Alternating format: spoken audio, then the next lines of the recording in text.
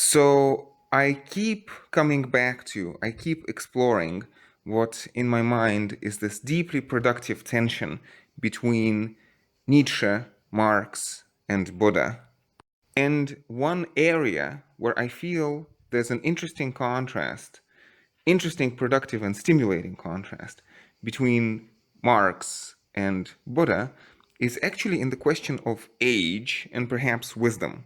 To simplify as much as possible for the sake of brevity, for Marx, the basic postulates, the basic repository of or inventory of wisdom that is required to begin the proletarian revolution should be a fairly simple matter, in a sense that Marx expected the ordinary people from the street, the workers, the proletariat, yes, to undo the old order and to at least begin laying the foundation for the new order.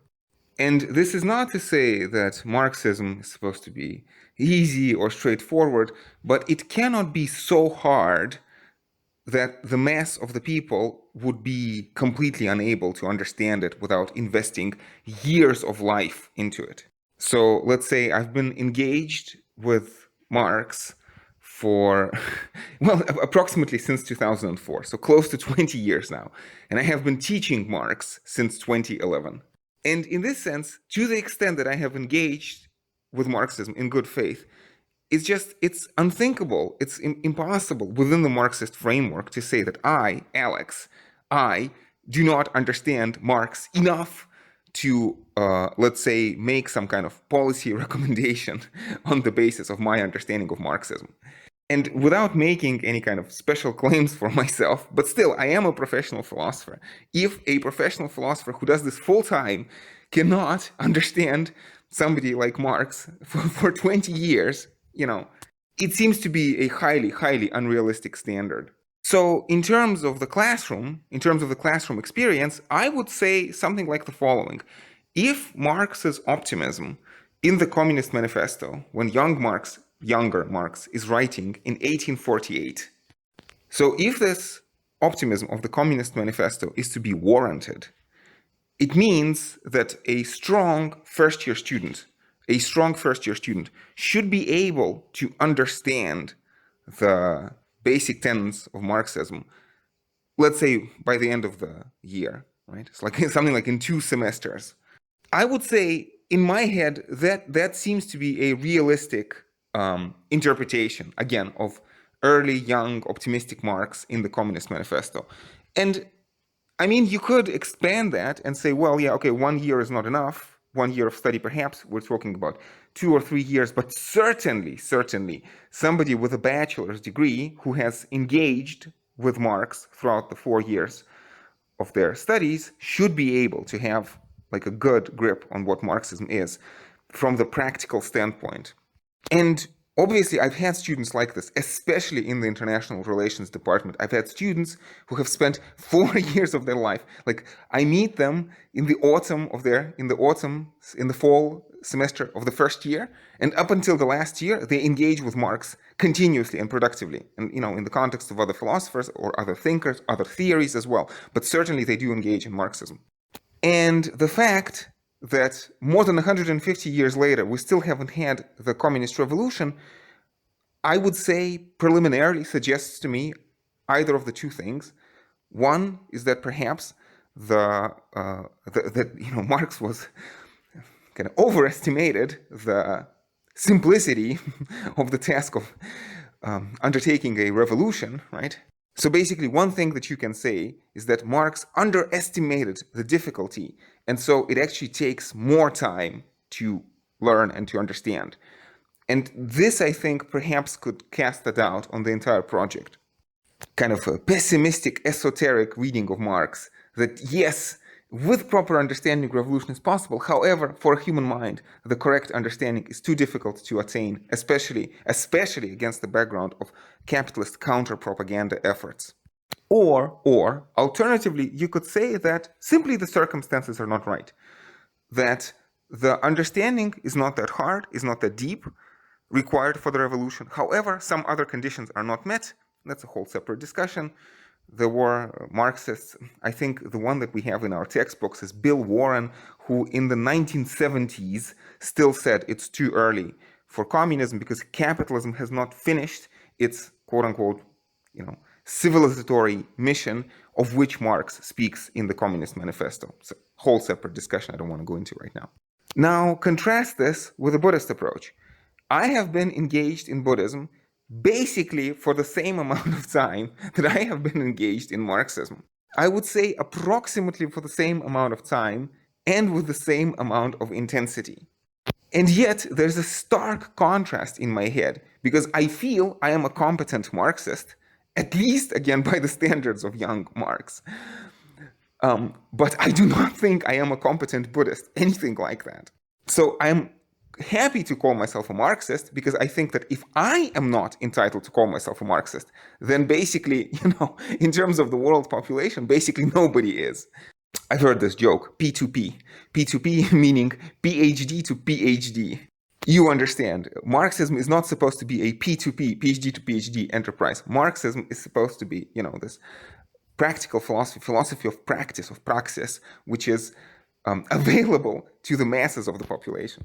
Now, again, go back to this contrast with Buddhism. Okay, so, I've meditated for 10 years, let's say, it's like yoga, meditation, certain practices. This has changed my life quite a lot. This has had an impact on me.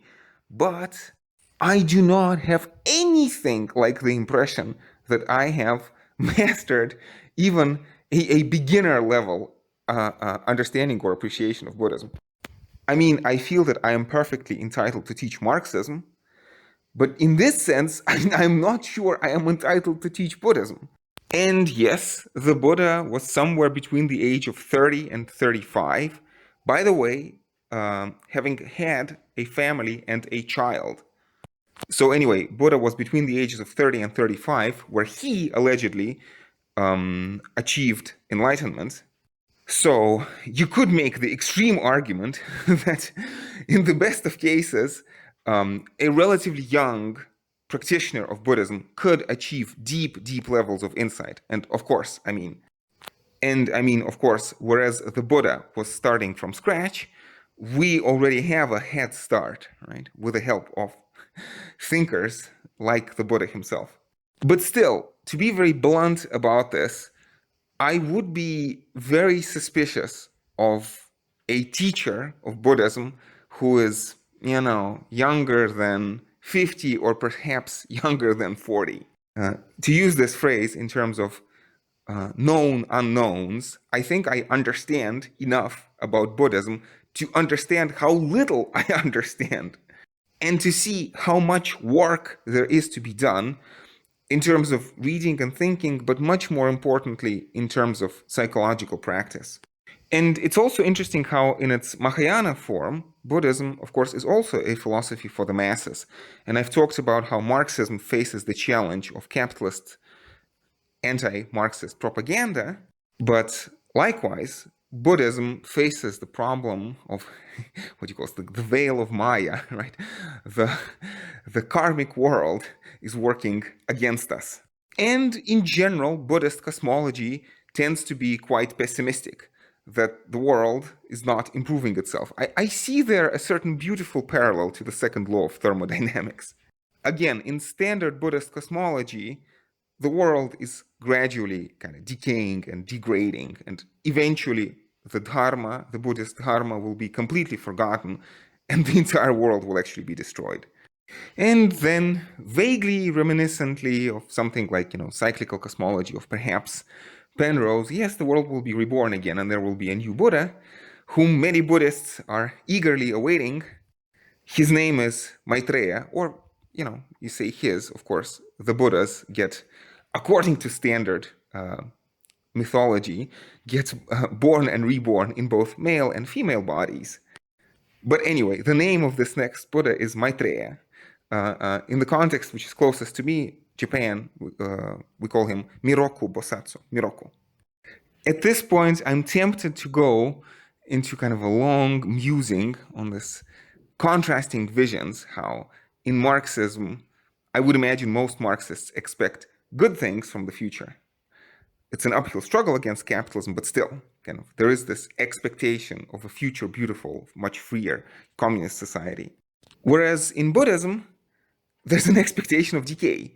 And nevertheless, the Buddhist injunction, the Mahayana injunction, is that still we as Buddhists have to try to do our best, even though that we understand that within any kind of reasonable time frame, our efforts are going to be in vain.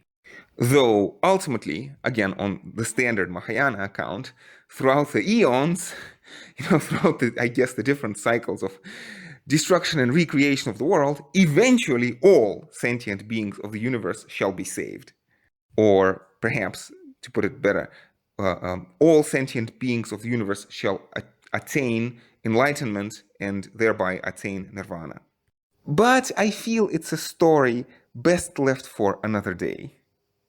So, as always, thank you, colleagues, for your company. And until next time, stay safe and take care.